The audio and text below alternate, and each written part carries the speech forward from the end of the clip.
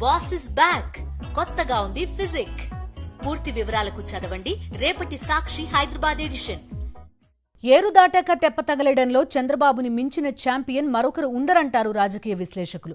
ఎన్నికలకు ముందు వాలంటీర్ల జీతాలు రెట్టింపు చేస్తామన్న చంద్రబాబు నాయుడు అధికారంలోకి వచ్చాక వాళ్ల జీతాలు పెంచడం మాట దేవుడెరుగు, ఉద్యోగాలకే ఎసరు పెట్టేశారు. అసలు వాలంటీర్ వ్యవస్థే లేదు పొమ్మన్నారు. వారిని కొనసాగించే ప్రసక్తే లేదని కరాఖండిగా చెప్పేశారు. ఎన్నికల్లో బాబు మాటలు నమ్మి ఆశలు పెట్టుకున్న వాలంటీర్లు ఇప్పుడు బాబు చేసిన మోసాన్ని చూసి కన్నీరు మున్నీరవుతున్నారు. 2019లో అధికారంలోకి వచ్చిన వైఎస్ జగన్మోహన్ రెడ్డి మహాత్మాగాంధీ చెప్పిన గ్రామ స్వరాజ్యాన్ని నిజం చేసుకుంటేనే ఏ రాష్ట్రమైనా అభివృద్ధి చెందుతుందని భావించారు. అందుకే పూజ్య బాపూజీ జయంతి రోజునే గ్రామ సచివాలయ వ్యవస్థను ఏర్పాటు చేసి దేశంలో ఎక్కడా లేని విధంగా ఓ మంచి ముందడుగు వేశారు. ఒకేసారి 2,66,000 మంది యువతీ యువకులకు వాలంటీర్లుగా ఉద్యోగాలు కల్పించి రికార్డు సృష్టించారు. ప్రతి 50 ఇళ్లకు ఒక వాలంటీరు చొప్పున నియమించారు. ఫలితంగా ప్రభుత్వ పథకాలన్నీ నేరుగా లబ్ధిదారుల ఇళ్లకే వచ్చి చేరాయి. వాలంటీర్ వ్యవస్థతో పరిపాలన కొత్త రూపు దాల్చింది. ప్రజలు ఈ వ్యవస్థ పట్ల చాలా సంతోషంగా ఉన్నారు కూడా. కరోనా సమయంలో ఇదే వాలంటీర్ వ్యవస్థ అద్భుతంగా పనిచేస్తుంది. వారు అందించిన సేవలకు అంతర్జాతీయ స్థాయిలో ప్రశంసలు కూడా దక్కాయి.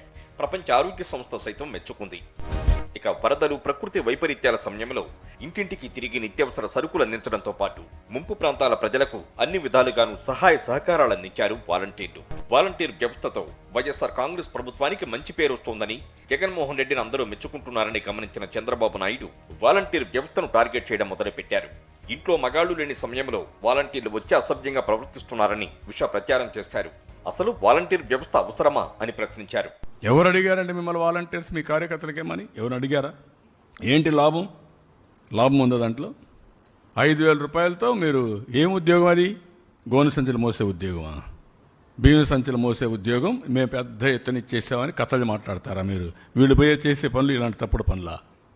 ఎప్పుడు ఇండ్లకి వెళ్ళడం, డిస్టర్బ్ చేయడం, డే టైం మగవాళ్ళు ఉండరు, వెళ్ళిపోయి తలుపులు కొట్టడం.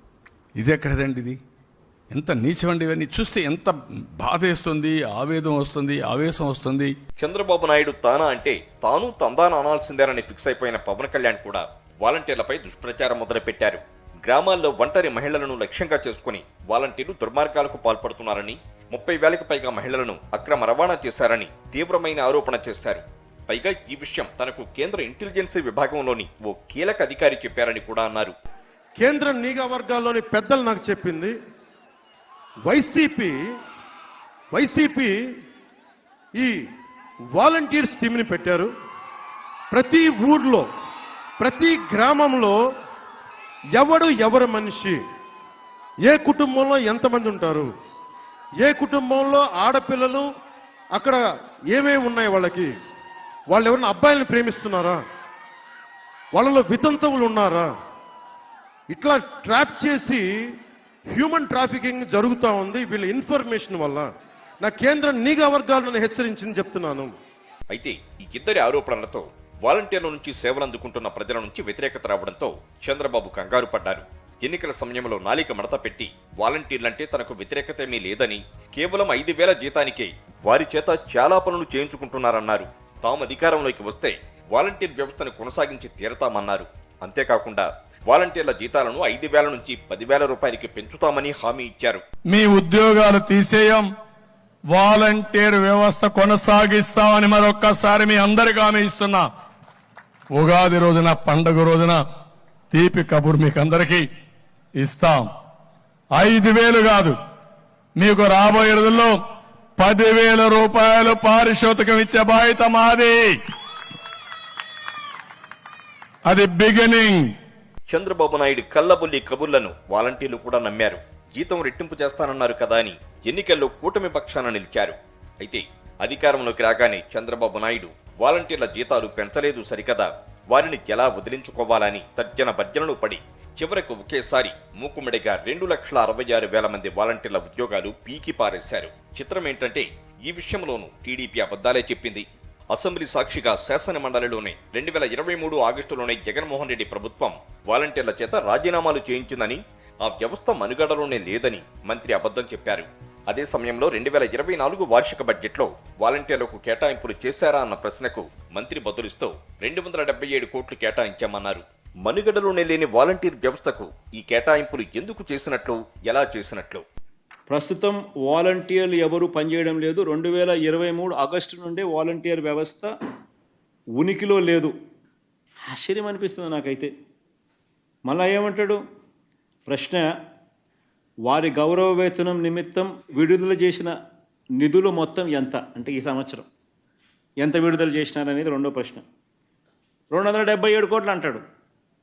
అంటే ఈ సంవత్సరం కూడా 277 కోట్లు రిలీజ్ చేశామంటాడు.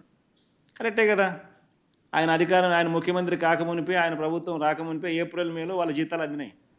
అంటే అది ఈ సంవత్సరమే ఇచ్చినట్టే కదా. ఈ సంవత్సరం ఇచ్చినట్టే కదా. ఏప్రిల్ మే జీతాలు ఇచ్చినారంటే ఈ సంవత్సరమే ఇచ్చినట్టే కదా. ఈయన ముఖ్యమంత్రి కాల, వాళ్ళ అదృష్టం కొద్దీ అప్పటికి. కానీ ఈ సంవత్సరంలో జీతాలు ఇచ్చినట్టే కదా. మరి విషయం ఏంటంటే 2024 జూన్లో కూటమి అధికారంలోకి వచ్చింది. ఈ ఆర్థిక సంవత్సరంలో ఏప్రిల్ మే నెల జీతాల కింద అప్పటి ప్రభుత్వం 277 కోట్లు ఖర్చు చేస్తుంది. 2023 ఆగస్టులోనే వాలంటీర్ వ్యవస్థను గత ప్రభుత్వం తొలగించి ఉంటే ఏడాది ఏప్రిల్ మే నెలల్లో జీతాలు ఎందుకు ఇస్తారు? ఇంత చిన్న లాజిక్ను టీడీపీ నేతలు విచిత్రంగా మర్చిపోయారు. వాలంటీర్ల అంశమే కాదు, చంద్రబాబు నాయుడు ఎన్నికల్లో ఇచ్చిన ఏ హామీని అమలు చేయలేదు. ఏ గ్యారంటీకి మోక్షం లేదు. ఎన్నికల వరకు ఆయన ఎన్ని హామీలైనా ఇస్తారు. అధికారంలోకి రాగానే వాటికి తిరోధకాలిస్తారు. చంద్రబాబు నాయుడి అపకీర్తి కిరీటంలో వాలంటీర్లకు టోకరా ఇవ్వడం తాజా కలికితురాయి అంతే.